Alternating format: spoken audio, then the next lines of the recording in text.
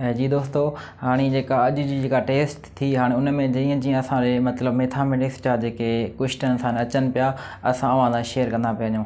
हाणे हिकिड़ो जेको असांखे मैथामेटिक्स जो जेको क्वेश्चन मिलियो उहो असां अव्हां सां शेयर कयो।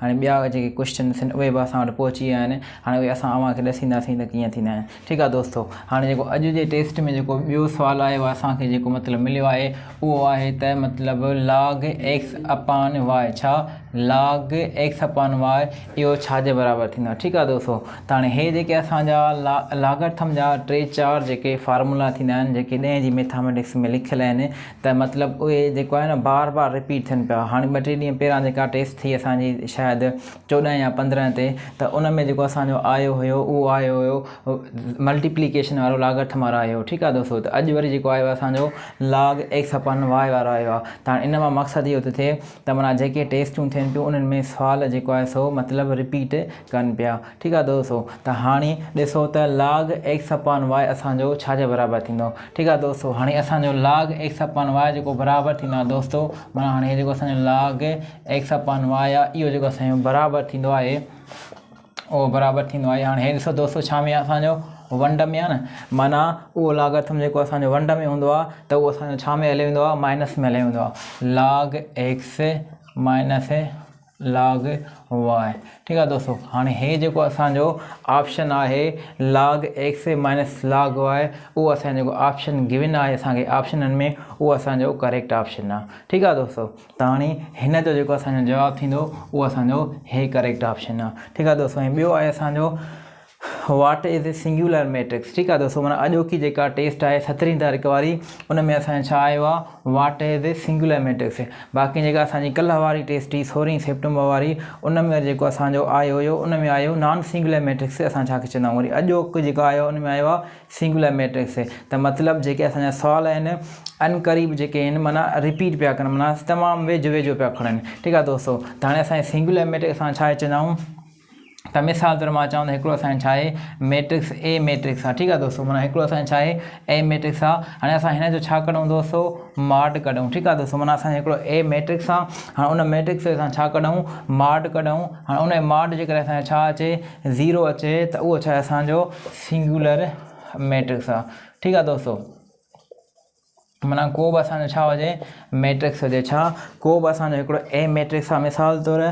हाणे उनजो असां मॉड कढीसीं, उनजो जवाबु छा आहे असांजो 0 आयो। त हाणे जॾहिं मॉड 0 अचे त उनखे असां छा चवंदा आहियूं, सिंगुलर मैट्रिक्स चवंदा आहियूं। ठीकु आहे दोस्तों, त हाणे जेको असांजो सिंगुलर मैट्रिक्स वारो जेको हे जेको असांजो 0 वारो ऑप्शन आहे, छा माना जेको असांजो 0 वारो ऑप्शन आहे त सिंगुलर मैट्रिक्स छा चवंदासीं, त माना सिंगुलर मैट्रिक्स उहो हूंदो आहे जंहिंजो मॉड छा हुजे असांजो 0 हुजे। त असांजो जेको 0 वारो ऑप्शन आहे उहो छा असांजो सही आहे। हाणे जेको आहे सो भला मॉड जेकॾहिं असांजो 0 न अचे, ठीकु आहे दोस्तों, जेकॾहिं मॉड असां कढूं उन मॉड 0 न अचे त उहो असांजो छा हूंदो आहे नॉन सिंगुलर मैट्रिक्स चवंदा आहियूं उनखे। ठीकु आहे दोस्तों, हाणे हे जेको असांजो सुवालु आहे इहो आयो 16 तारीख़ जेका टेस्ट थी उन में आयो।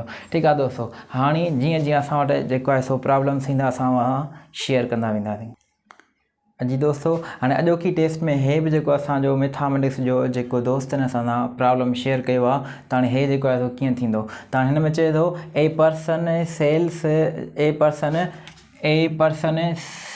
सेल्स कैलकुलेटर इन 440 and puts gain in 10% find the cost price. ठीकु आहे दोस्तों, त हाणे हिन में चए थो त को असांजो शख़्स आहे उहो जेको आहे सो कैलकुलेटर घणे थो खपाए असांजो 440 रुपए में खपाए थो। माना को शख़्स असांजो कैलकुलेटर 440 रुपए में खपाए थो।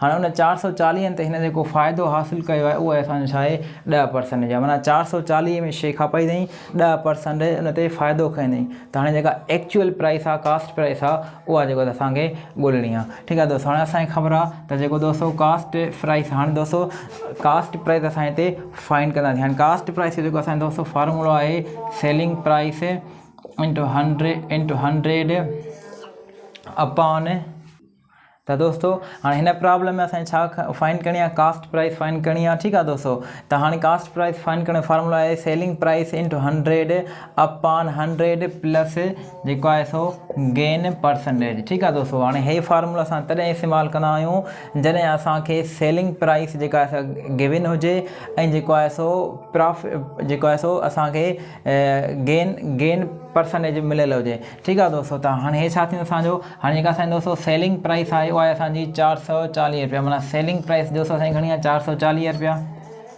ठीक है, इंटू 100। ठीक है दोस्तों, अपॉन 100 प्लस हाँ दोस्तों असांजी जेका गेन परसेंटेज आहे उहा छा असांजी दोस्तों 10 आहे। ठीक है दोस्तों, उहा छा असांजी 10। हाणे हे छा थींदो असांजो जेको आहे सो 440 इंटू 100 डिवाइड बाय 110। ठीक है दोस्तों, तो हाँ असां हिकिड़ी ॿुड़ी हिन ॿुड़ी में वही तो बाक़ी असांजो छा थींदो 440 इंटू 10 डिवाइड बाय 11। ठीक है दोस्तों, 1 यारो 11 4 यारो 44। ठीक है दोस्तों, तो छा असांजो 40 इंटू 10, तो हाँ हिन जवाब छा असांजो 400। ठीक है दोस्तों, तो हाँ ही जेका असांजी सेलिंग प्राइस थी उहा छा असांजी दोस्तों 400 रुपया। हाँ जो असो 400 वाला दोस्तों ऑप्शन है वो असो करेक्ट ऑप्शन है। ठीक है दोस्तों, उम्मीद है ये जो प्रॉब्लम समझ में ईंदा हूंदा। हाँ असां जी दोस्त प्रॉब्लम्स शेयर कंदा असां ताईं पहुचाईंदा।